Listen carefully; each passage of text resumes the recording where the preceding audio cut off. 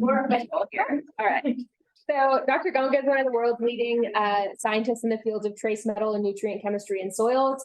And her research at K-State focuses on understanding the chemistry of both nutrient and contaminant elements in soils with the goal of developing solutions to agricultural and environmental problems.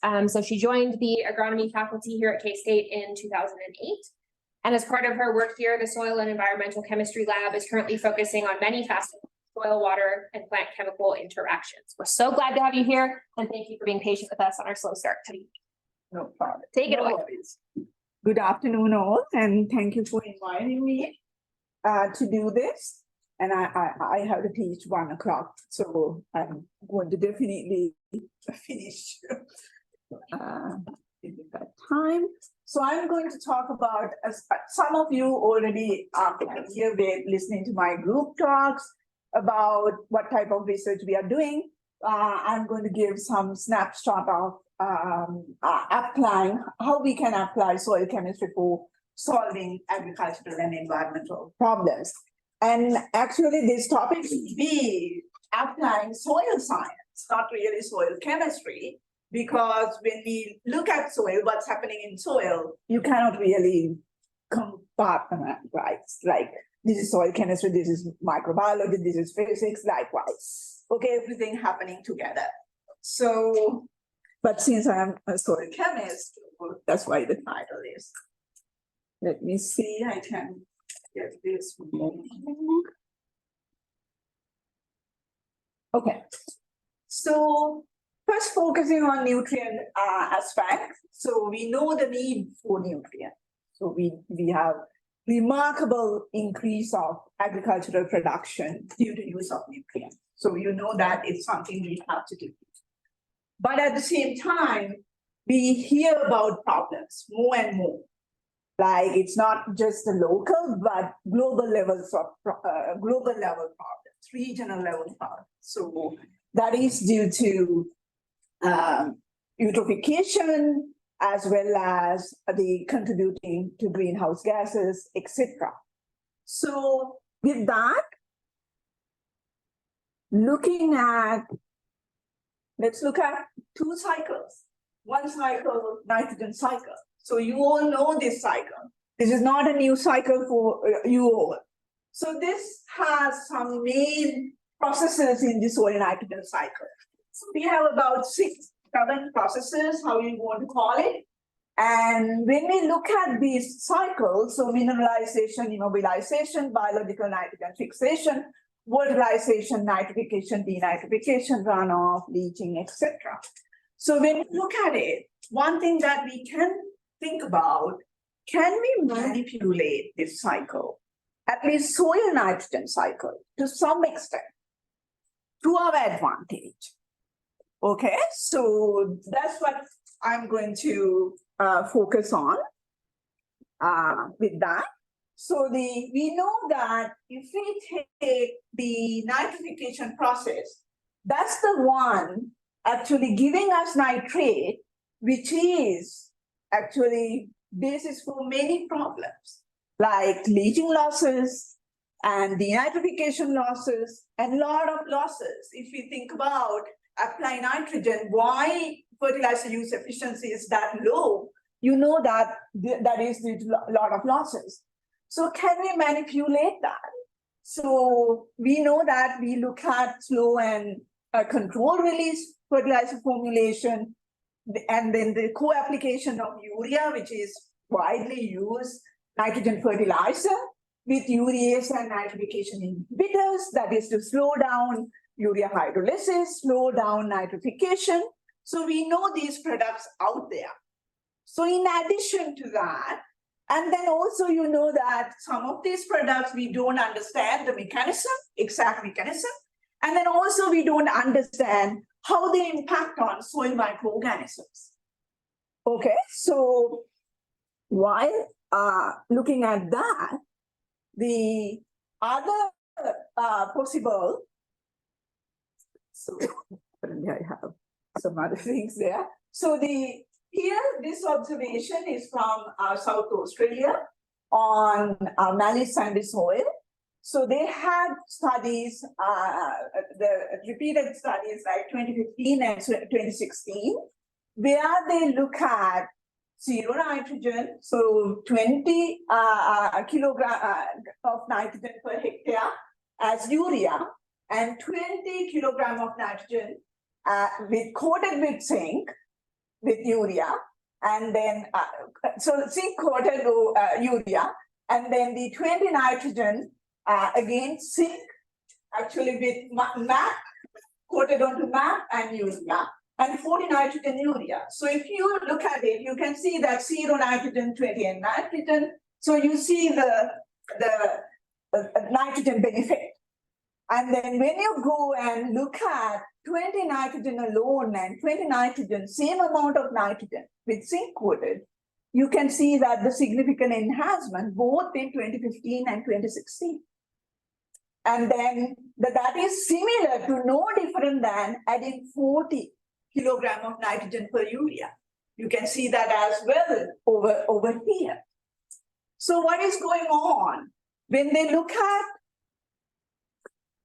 things like adding foliar application, they did not see any changes, and then also having some zinc oxide powder, they did not see changes. Zinc MAP wasn't really working either.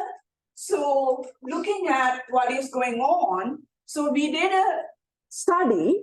I had a short sabbatical leave in Australia. So during that time, we did a study looking at like adding these treatments to petri dish in a controlled environment, and then trying to understand what is really going on. What's the mechanism that this is happening? So here you can see the amount of hydrolysis inhibition that was measured as a difference in ammonium produced compared with urea alone, and zinc oxide urea and urea zinc sulfate. So added zinc sulfate right next to urea. So instead of zinc oxide, soluble form of zinc, and then the amount of nitrification measured as difference in nitrate and nitrite produced compared to urea alone. Okay, and then zinc urea and urea zinc sulfate treatment. So when you look at it, you can see that there's a significant effect of both of these treatments on the hydrolysis.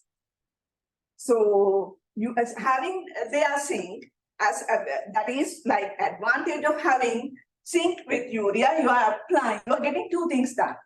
You are adding nitrogen, at the same time you are adding a micronutrient. Especially in Australian soils, micronutrients are deficient. So you are doing two things, but at the same time, you have this added benefit of apparently increasing the nitrogen use efficiency. So you saw that field observation, 20 kilogram of nitrogen per hectare was as effective as 40 kilogram of nitrogen per hectare. So not only the environmentally, economically, that is valuable as well. Okay, so also we looked at, didn't forget to look at the microbial aspect of it. So they targeted qPCR analysis to look at the abundance of urease gene harboring bacteria. Then you can see that we did see clear impact of the having zinc the 7 days. It disappeared when we are moving to 35 days, but we did see a significant effect like around that time. Okay. So the next question, now I'm moving to another cycle. Okay, sure. So can we manipulate fertilizer P reaction pathways in soil? So I'm going to give some examples, get you to think about it. So you need to do like further studies. Okay, so that's what. So can we manipulate fertilizer P reaction pathways in soil? So what is the problem with adding phosphorus to soils, and many soils, like higher with acidic soils, and then in arid and semi-arid regions, alkaline the calcareous soils. We know that the added P is not used by the crop in first growing season. Sometimes as like the use efficiency could be as low as 15%. So there's a rapid transformation of added phosphorus into the forms that are not available. So again, can we do something? So look at the cycle and then think about, can we do something? Okay, so we can try to work with fertilizer formulation to see whether we can prevent these kind of the immobilization or fixation reaction going on.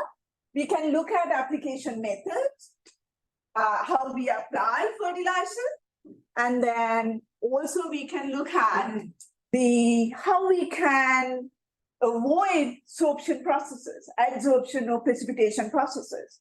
When we say fertilizer formulation, this could be granular versus liquid, or it could be something like monoammonium phosphate or diammonium phosphate versus ammonium polyphosphate, because that's going to be very different. We know that diammonium phosphate, monoammonium phosphate, when they dissolve, they quickly release orthophosphate into solution, which can go through sorption processes in certain soils. So, but ammonium polyphosphate, we know that it needs to go through hydrolysis and convert the phosphate, the polyphosphate to orthophosphate, and then can be, so that can be beneficial in some situations. So those are the things to think about. Again, think about chemistry that you heard of, and again, try to use it. So this example is again from South Australia. So this is phosphorus availability in calcareous soils. They do have very highly calcareous soils, and sometimes calcium carbonate concentration could be about 50 to 60%. So very high compared to the calcareous soils we have over here. And then this one is showing granular monoammonium phosphate and technical grade monoammonium phosphate, same source, no difference, just applying as granular and liquid. And as you can see here by picture, they actually observe fluid versus granular, P at 15 kilogram per hectare, giving yield benefits. Translating this, what we see over here to yield. So what is happening? Why liquid is better in calcareous soil? So we looked into that. So what we thought as granules, dissolving granules are highly hygroscopic. So that's going to attract water towards them. And in calcareous soil, this water comes with a lot of calcium. So sometimes the phosphorus will not get chance to even move out. It could precipitate out right in the granule or right around the granule. So that was the hypothesis. And then we tested this doing like you're doing your body scanning, like doing a CT scan. So adding the granule versus adding liquid, and then the CT scans were collected to be just immediately after granule placement, and then 24 hours after granule placement. So as you can see over here, so the differential chromogram shows the difference. You can see that the lighter color shows the density, reduction of density, and then you can see this background, and then also you should be able to see slightly the enhanced density right around the granule. So you could collect, across that, you could collect the relative attenuation to really see whether that happened. So you could see that as granule dissolve, reduction in density, and this is background, and then around granule, you can see the enhanced density. So attenuation is giving us idea about that enhancement. So compare that to liquid. you don't see that. When you look at the differential tomogram, when you subtract these two tomograms over here, you cannot see density differences. So that is because you added it as a liquid, so it's freely diffused. So you don't see that same effect you see in granule with granule. So you can see that relation over there as well. So what is going on? So the researchers prior to me getting there did some X-ray absorption spectroscopy work. So when we look at this, I want to ask you a question. Even if you don't know anything about X-ray absorption spectroscopy, that's okay. But you know how to look at something and detect differences. Do you see any difference between that MAP 7.5 millimeter versus TG MAP 0.75 millimeter? Do you see like, so you see that at the absorption maxima, and then there's a shoulder kind of thing for MAP, and you don't see that for technical grade monoammonium phosphate. Am I right? Do you see that? You have a hump, little hump after that, the maximum absorption, or the absorption maxima in MAP, and you don't see that in TG MAP. So that is, that hump is a characteristic feature for calcium phosphate, like apatite. So it shows that when you add monoammonium phosphate as a granular, you that is 0.75. So these are like done in petri dishes, and that's implies the fertilized zone. So you can see that the chemistry of phosphorus is clearly different when you added TG, the technical grade liquid monoammonium phosphate versus granular. Okay, so and then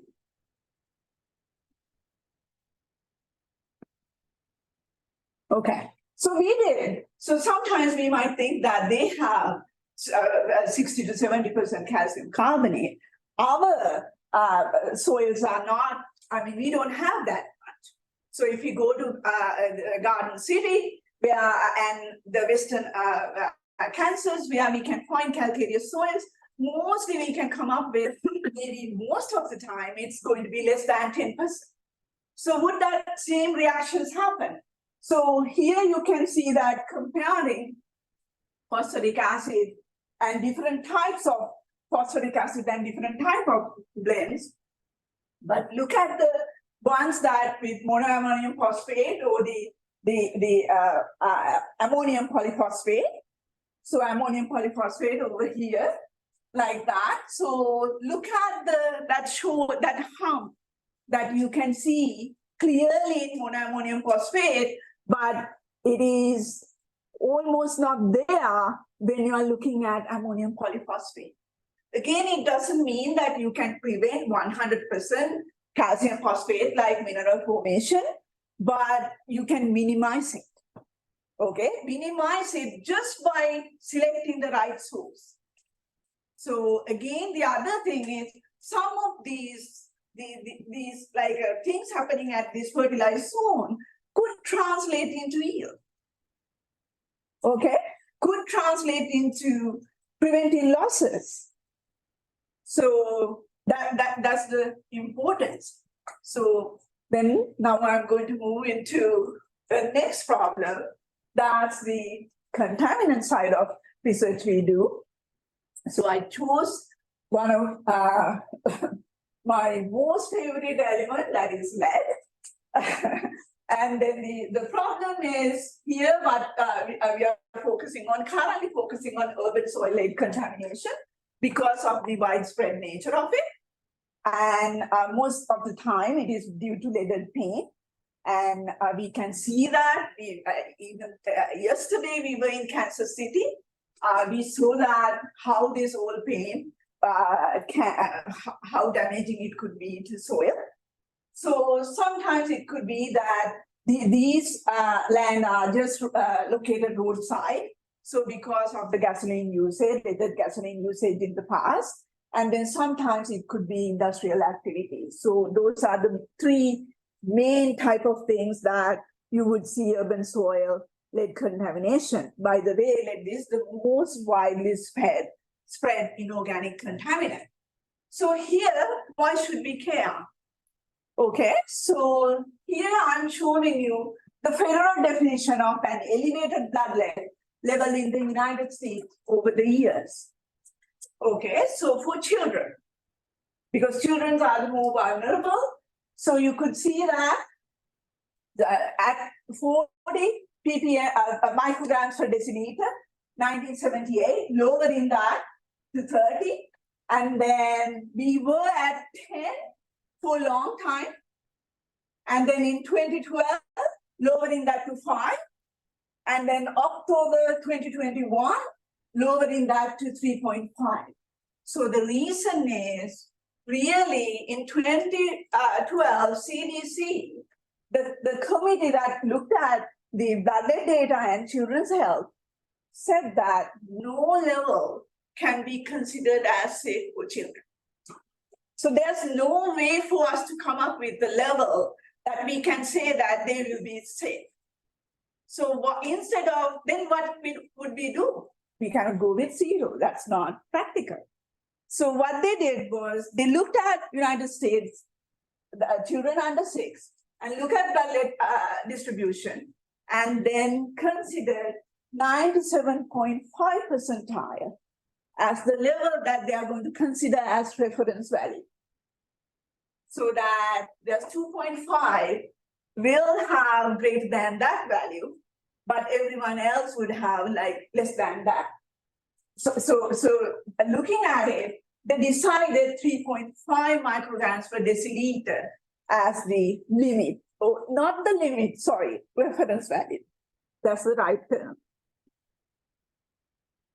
So here, I'm going to show you a term called bioavailability. So bioavailability is actually tells us it's not the total. What's important is bioavailable fraction, not the total lead. Bioavailable fraction determines what's going to happen, what's going to end up in children. So here, just to giving you an example, this is using IEUBK model output. IEUBK stands for Integrated Exposure Uptake Biokinetic Model. And this is a model that EPA uses when they have lead impacted community. They look at this to do some modeling, like predictions about the probability of percentage of children that could have blood lead concentration above certain target level. So most of the time, what they use is they want to keep children below that, 95% children below that limit. Okay, because again, they cannot have 100. So that's why they go with 95%. So over doing 2 runs without changing anything, one thing is they have soiling on there. So run 1, assuming 800 milligrams of total lead with 30% bioavailability, running it, and this was ran like when we had 10 micrograms per deciliter. So cut off 10 micrograms of deciliter. So with 800, with 30%, we will have 17.5% children having blood lead concentration greater than that target.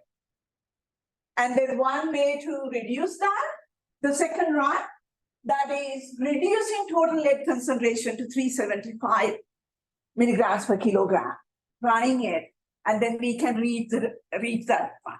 But how would we reduce lead concentration to 375? Put clean soil, mix with clean soil, so do something like that.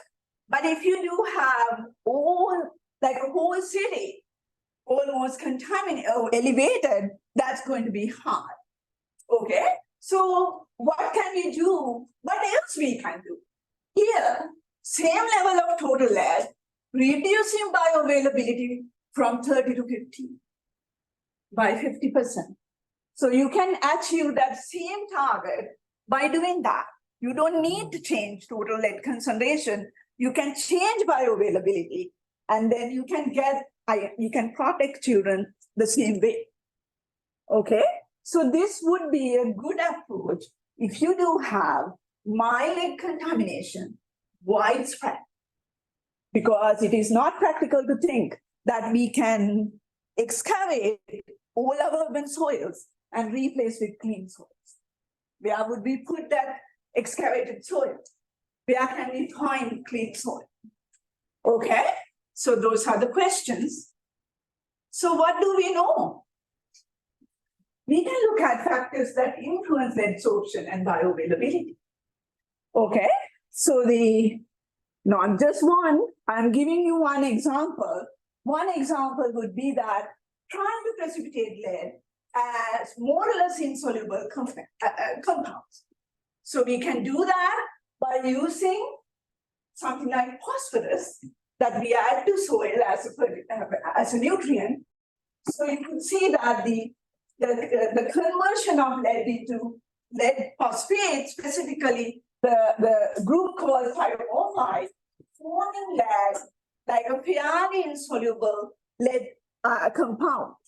So how do we know that fairly insoluble? You can go to detailed soil chemistry and then look at it. I'm not going to go through that, but just to give you, here's the pH, and here's the soluble lead in log, and you could see that they are the ones, regardless what's the pH, those phosphates are the ones maintaining the least amount of solution lead at any given pH.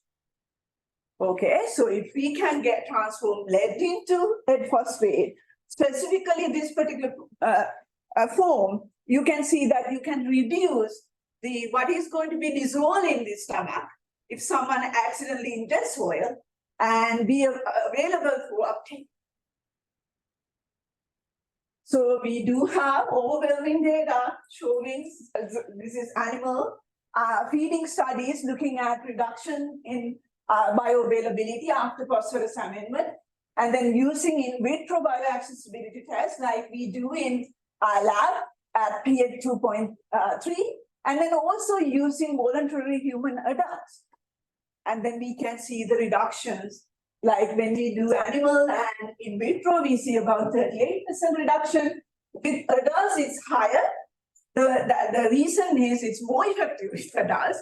So the reason is whatever dissolve in stomach in children's, about 50% can be absorbed, whereas in adult, it could be as low as 10 to 12%. Okay, so with both of these, we are trying to mimic using young swine, and this is correlated with these young swine studies. So we are trying to mimic the children, especially young children. Not that I am telling that young children are like young swine, but that's what we are trying to do. Okay, so here, example, this is using synchrotron-based micro X-ray diffraction and looking at after treating with phosphorus, whether we can see this kind of transformation. So we know that the highly contaminated soil, this one is from deer in Kansas, had nearly 1% of lead. So you can see these changes happening. But can we get that done in urban soils? That would be the challenge. Here, this one is showing, this is from Washington, mainly Kansas City. This is a previous project we had where we were looking at ways to minimize soil, the transfer of soil lead to plant. And then it's not much, but can we minimize it? So we can see that phosphorus levels are actually helping that as well. Higher phosphorus levels, you could see that the Swiss chard lead concentration was less. And then the lead speciation, when you add something like compost, it shows like it has phosphorus, but it takes a long time to change the speciation. However, when you are if someone ingested that, we can, looking at this is a physiologically based extraction. The residue soil residue after that. So this is like a test that we do in lab to mimic the intestinal dissolution procedure, especially the gastric phase dissolution procedure. So that shows that it doesn't matter whether reactions happen in the field. You can see that's happening in your digestive system if we had the right mixture there in soil. Okay, so that's all I have. Example. So the take-home message I want to give, when I was starting also, I told you that it's not just soil chemistry. So thorough understanding of soil chemical, biological and physical properties and processes, as well as plant processes too. Okay, so anyone working on plant, so it's tremendously going to be helpful for us to manage these problems, whether those are totally agricultural or agricultural environmental or totally environmental. Okay, so with that, I'll stop. And that's all, if you do have questions. Well,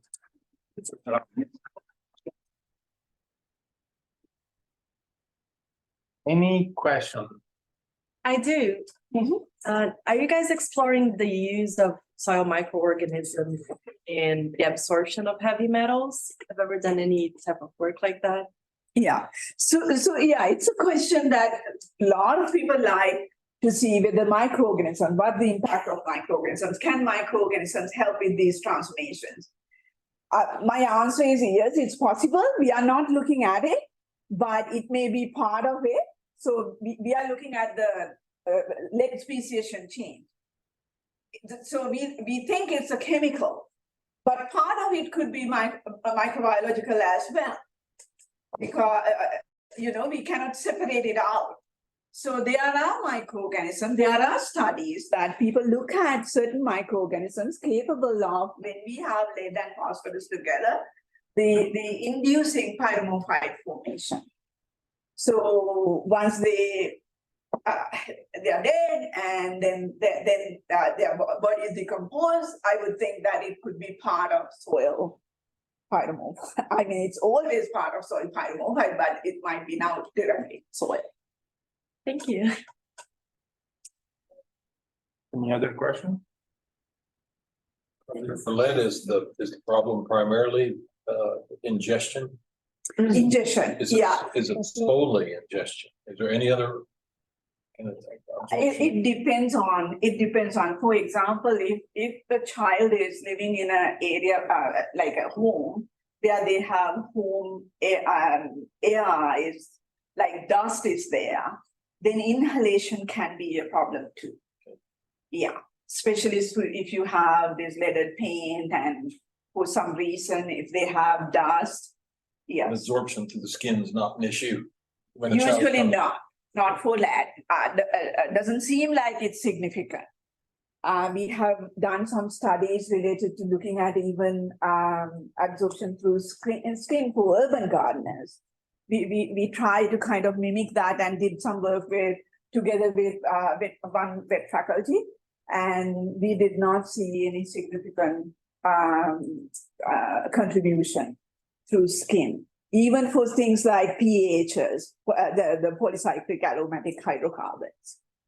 So inhalation, if there's some sort of inhalation, then we consider 100% of inhaled lead is bioavailable. That's what we do.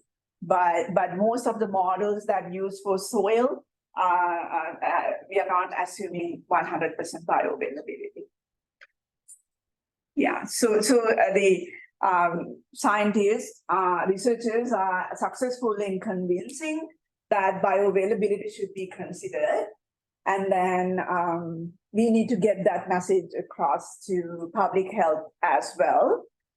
Because a lot of public health groups, we are actually working together with public health experts, and they prefer that 3.5 to come down. they want that 3.5 micrograms per deciliter to be lower. So I think the communication, soil scientists need to go out and communicate and to let problem. At the same time, the others who are working in other areas, you may have your own things to go and do.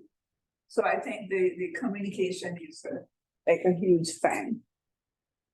Very important thing. Yes. One question, Dr. Hettiarji. So how can it be in the atmosphere in order to someone to inhale?